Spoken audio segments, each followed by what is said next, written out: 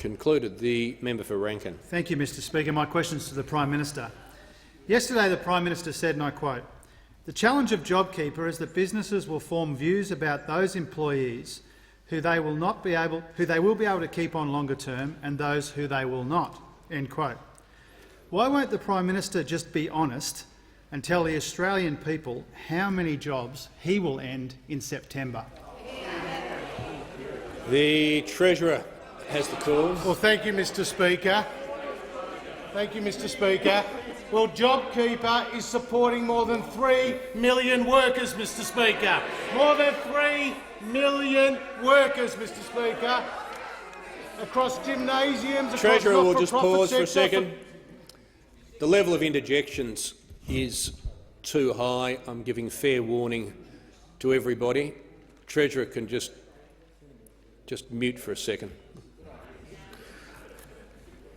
I'll have no hesitation in lowering the volume through the use of Standing Order 94A. I'm just letting everyone know. The Treasurer has the call. Well, thank you, Mr Speaker. The JobKeeper program, the largest such support program in Australia's history, at around $70 billion, supporting more than 3 million workers, is helping to maintain that formal connection between employers and employees, and it's part of a suite of measures that the government has deployed. Some $260 billion, or 13.3% of GDP. The states have put in around $36 billion.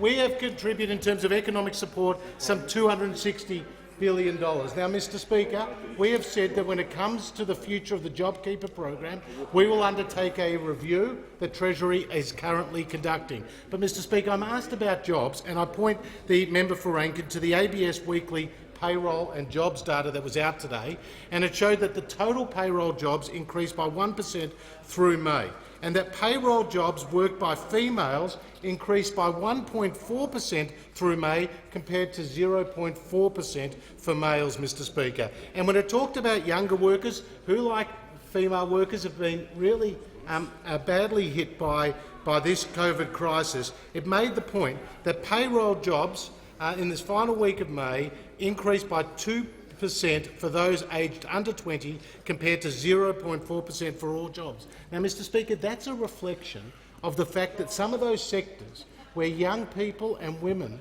are more prominent, and I'm talking about in the hospitality sector and in the retail sector, that they are starting to open up as a result of the success that we has had a nation in flattening the curve. People are starting to get back to work, and it's the coalition who can be trusted to keep people in jobs and to ensure that this transition to helping the economy get back on its feet will occur.